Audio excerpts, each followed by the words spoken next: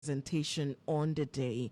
First of all, when it comes to relations with these countries, what does it mean for the country? Well, I mean, Mahama is an internationalist and also a Pan African. But even more than that, he realizes that the Pan Africanist dream or the closer African integration dream be achieved when West African leaders themselves are strong. So you would notice a very strong presence of West African leaders, but even more importantly, our closest neighbors. And for me, that is very telling.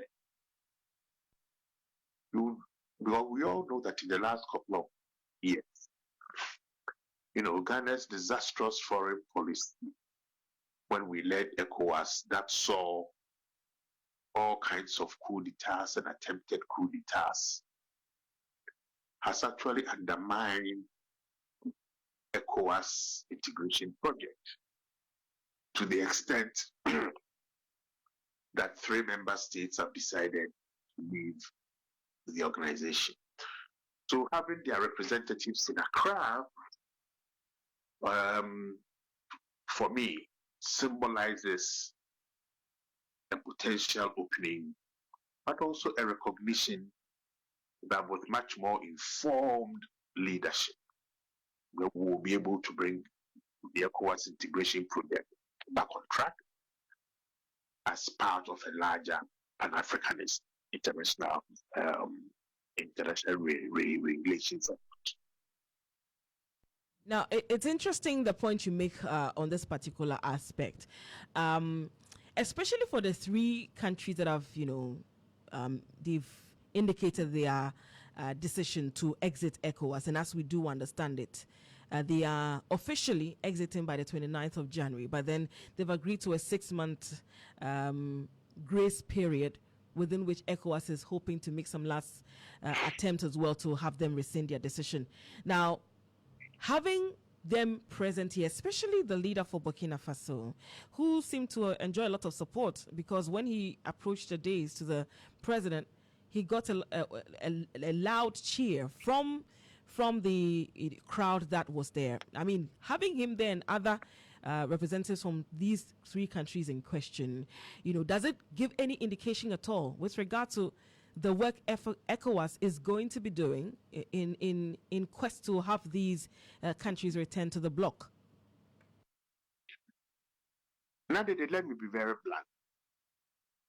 ECOWAS was a failure and a disaster in how it handled these 3 countries. Our own former president thought he was selling out Burkina Faso to the United States for whatever favors that he thought he needed, by accusing Burkina Faso of having given gold mines to the Wagner Group. So although Ghana had been the leader of the Accra Initiative, encompassing Burkina Faso, Mali, Niger, Togo, Benin, and Ghana itself, with Nigeria as an observer,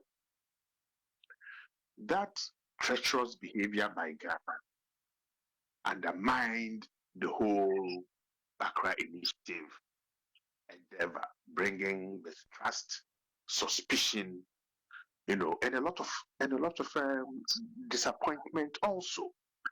So having them in Accra symbolizes their own willingness first, that a new leadership in Accra will bring closer relations, more trusting relations within the Accra Initiative thing. But also that having Tinubu in Accra was very symbolic as head of Nigeria and West Africa's absolute powerhouse. So Mahama being able to gather all these disparate heads of states with varying national interests opens a door for what we correctly said, that they've been giving some leeway to reflect. And I think that reflection will start in Accra, or started in Accra yesterday. Mm. The other point I want to make very clear is that the, in quote, revolution that has started by the Alliance of Sahel States, Mali, Burkina Faso, Niger, in kicking out this horrible colonial power, France, is beginning to catch fire elsewhere. Chad has kicked France out. Even La Cote d'Ivoire has given them marching orders, and Senegal has done the same thing. So we are seeing a new, not only West African multilateral international relations, but a certain assertiveness of West Africa's leaders in saying we want a new role in geopolitics and our own, become our own masters of our own geostrategic positions. Now, that is a new interpretation of our identity and the way West African leaders want to be perceived. So what happened in Accra yesterday was not just about pomp and pageantry, because the inaugural speech also captured broader international, threats. Mm. And I think for most inaugural statements, potential threats like pandemics would never have featured. For example, Yeah. already we are beginning to see challenges about a new threat coming from China. So what happened yesterday for me is very indicative of what can happen. But we will need to wait to see who the key appointees are going to be, and whether they will have that vim to carry through, the president's vision of gathering all these sets of things and trying to mold, a powerful group that can speak for this continent. But now that I made a point earlier on, and I want to emphasize this. Okay. I think in the inaugural speech, President Mahama mentioned something about the duties and responsibilities of leadership as emanating from the people who voted them in power. Yes. The last 8 years, and particularly when Ghana headed the ECOWAS, was probably the most disastrous ever in our history, in our foreign policy. The most disastrous? Whilst we waxed lyrical, we saw Prof. all these coup d'etats. Yeah. Prof. Yes. Yes, before you continue, you say that the last 8 years, especially when it comes to our role in ECOWAS, you would describe it as the most disastrous? Yes. The leadership was disastrous because we were unable to use our leadership to understand the changing dynamics in West African countries, and only repeated, what were found in the protocol. Immediately you do this, we will suspend you, blah, blah, blah, blah, blah. We applied the rules in such an uninformed manner that those 3 years that Ghana led ECOWAS were the period that this sub-region saw the highest number of coup d'etats and attempted coup. Okay, so part of the threats relating to ECOWAS's possible dissolution comes from Ghana's leadership failure when we chaired ECOWAS. Finally, what Accra tells us, what happened yesterday, is that with good leadership from the ECOWAS Commission, backed by President Tinubu and President Mahama, we may yet be able to celebrate ECOWAS's 50 years anniversary in May this year with the necessary joy that we as West Africans, we have achieved something. But there's a lot of hard work to be able to do that between now and May. Now, I just heard you talk about, for instance, Ghana and Nigeria. I recall that when the Senegalese president was also sworn in, there were some optimism. Okay, there was optimism shared in the sub-region as well, because there is this expectation that the Senegalese president, who is also very much a young man, could also play a role in having these countries, make a return to ECOWAS. So, I mean, does Senegal also come in here in terms of, trying to get these three countries back? Well, I think Senegal was giving the formal mandate to try to get these three countries back. But now I can assure you, for Mali, Burkina Faso, and Niger,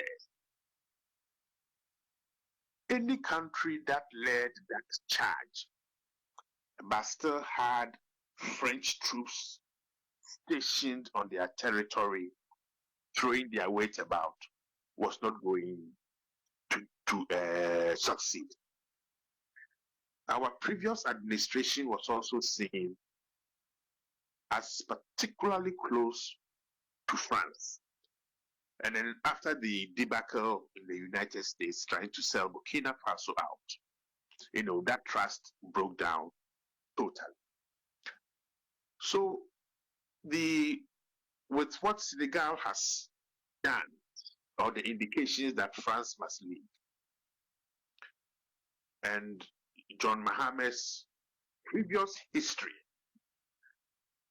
and the type of foreign policy that he ran, I think I foresee a better chance of negotiating and trying to get the three Alliance of Sahel states back.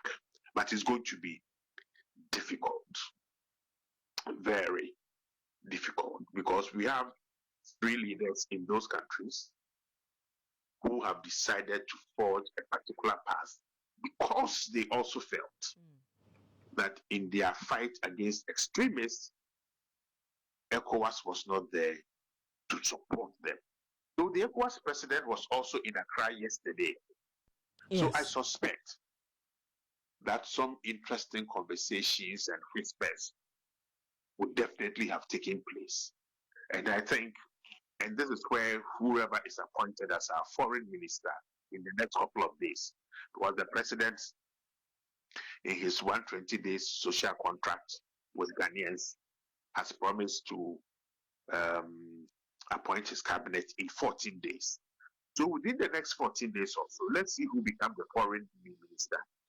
And certainly, one of the most critical things on his table in trade will be engaging the Accra Initiative member states and rebuilding the trust that has been lost, and seeing how that can lead to a bigger ECOWAS integration project.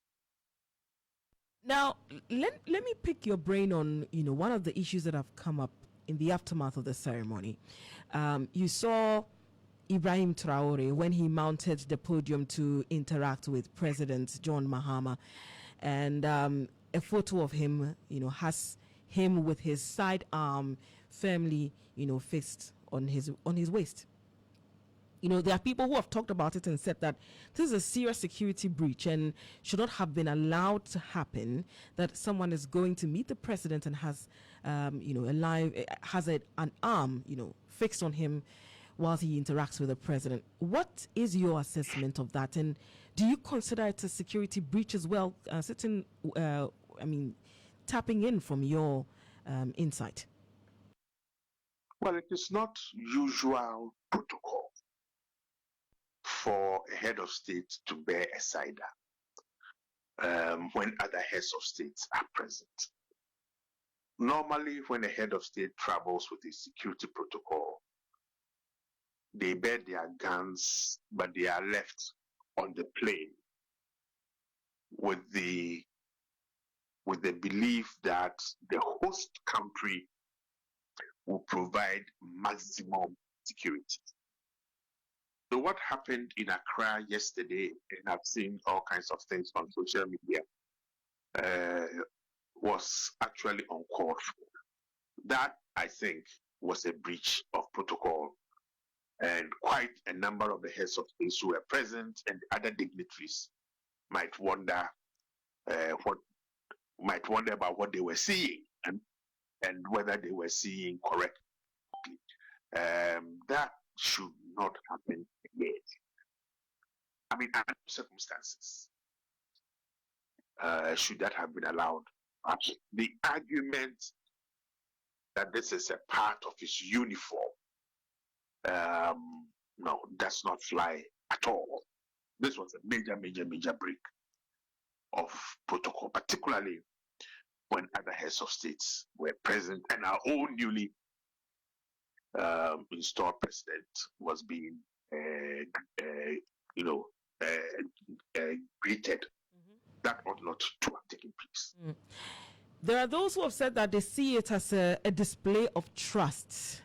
Do you see any reason in that? No.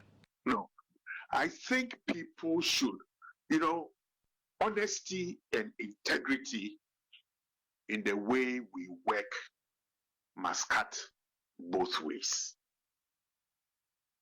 There are procedures and protocols for doing things. I have not, in my close to 50 years in this business, seen this before.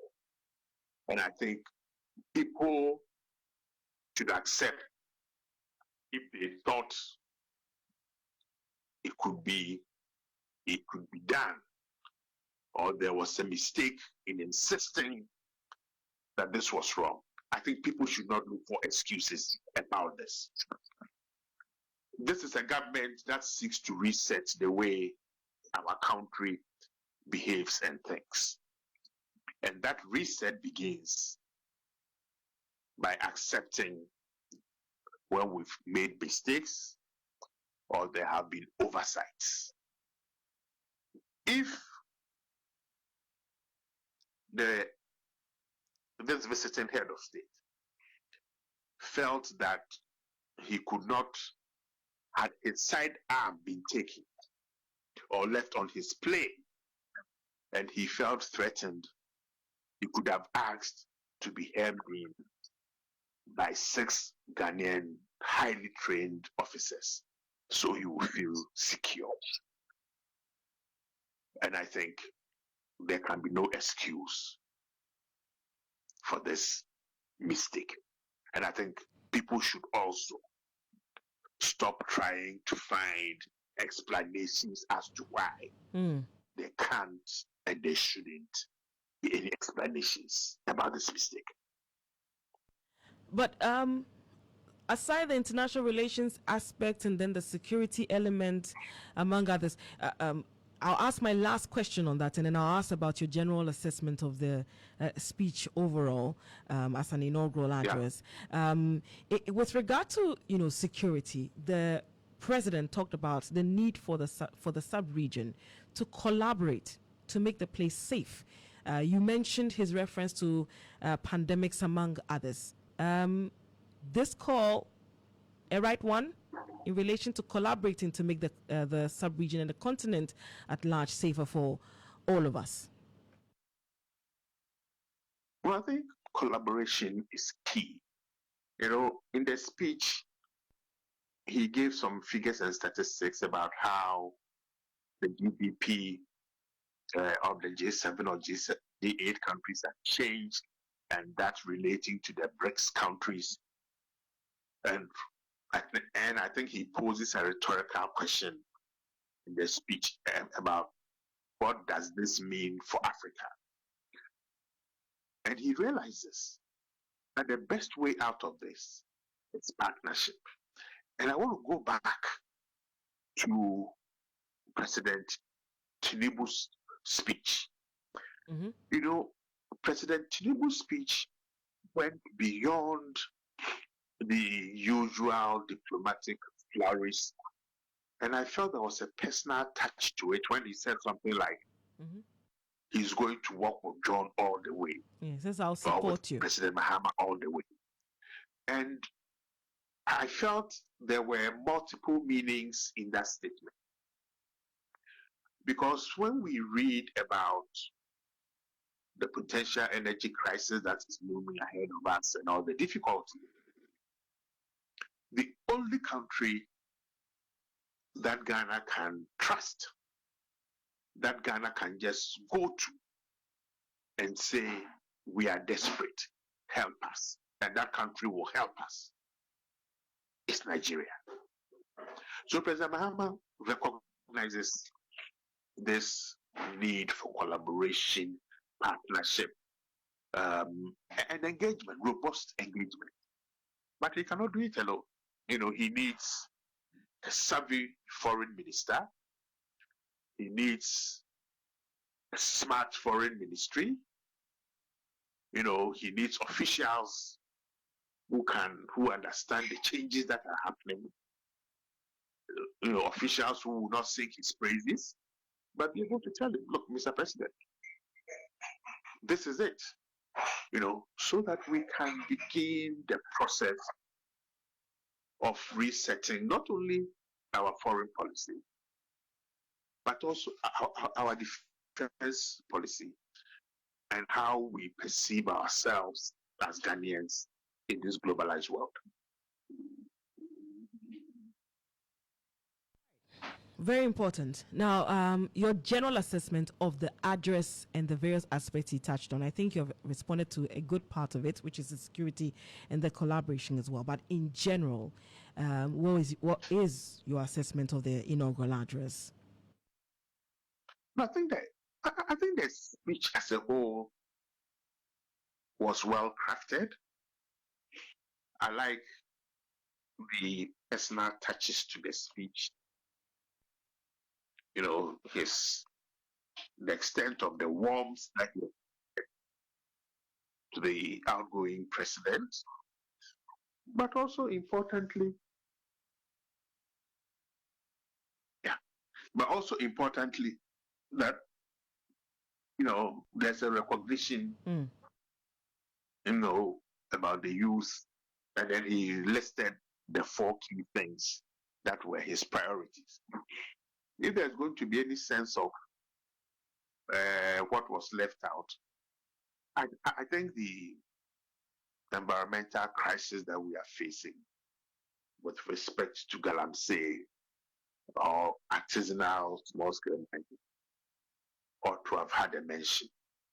Because one of the most critical existential challenges that he faces from today is how to bring the illegal artisanal miners under control so that we can have the best of the 8 tons or so gold that are mined by these people and smuggled out of the country. So you think that him not touching on it was a miss, a huge miss for that matter? Pardon? Prof, can you hear me? Can you repeat your question? Yes, I was saying that. So do you think that him not touching on that was a huge miss? Yeah, yes, I think so. Yes. That was a rather huge miss. Yeah. But of course, he set out his priorities. I'm hoping that upon reflection from today, the issues around mining, environmental degradation, and all those things will be part of the priority. But let me quickly add, though, that among the 26 priorities in his 120-day social contract, I think there are two places where it is mentioned. I think point 9 and point 13 or so, where he talks about illegal small-scale mining. Finally, your expectations. What are your expectations of the new administration, especially for John Mahama, because he has had the benefit of hindsight. He was once president. He's gone into opposition for 8 years, and he's returned for a 4-year mandate.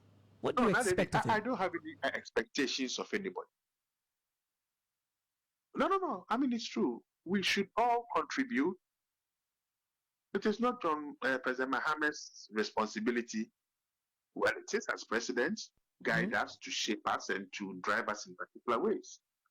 But I think we all have a collective responsibility, to ensure that the charge that we have given to him and the NDC are fulfilled as optimally as possible. My expectation is to be able to speak the way I've always spoken. But I've always said this earlier on. I could speak and write, and I went to bed in peace. Nobody threatened to cut my salary. Nobody called my former bosses to dismiss me. The last 8 years have been hell for me, just for doing what I've been trained with the Ghanaian taxpayers' money to do. So my expectations are very simple. Give me the space to do my work, to help you, and to help the people of Ghana. I mean, it's very straightforward. This should not be difficult to do. All right, Prof. Thank you so much for speaking to us. It's always a pleasure talking to you, sir. Have a pleasant day, and thank you very much. Great. You heard us speak to Professor Kwesi Ainin. He is a security consultant, and we were speaking to him in connection to the inaugural address of the President, John Dramani Mahama, who was sworn into office yesterday. We touched on issues relating to security, especially in the sub-region and Africa as a whole. And then the major talking points, one of the major talking points that have come up after the inauguration, which is, the leader of Burkina Faso, Ibrahim Traore, with his, sidearm fixed while he while he interacted and met with the president on the days. Well, Professor Ainin says with that one, he considers that a major security breach, and it's not usually the practice, especially when you have, fellow heads of states around, and perhaps they would have to review their security arrangements for future engagements or future events like these. This is still the Morning Star here on Star 103.5 FM. He also talks about Tinubu, the Nigerian president, being here. He says it goes beyond just a speech, that there was a personal touch to it, and that for Ghana, should we find ourselves in a difficult place, one of the places that we can easily go to for help is Nigeria. And so he felt it when Asiwaju Bola Ahmed Tinubu, Nigerian president, did say that he will support John Dramani Mahama to succeed. It's still the Morning Star here on Star 103.5 FM. Shortly, I'll bring you the legal check.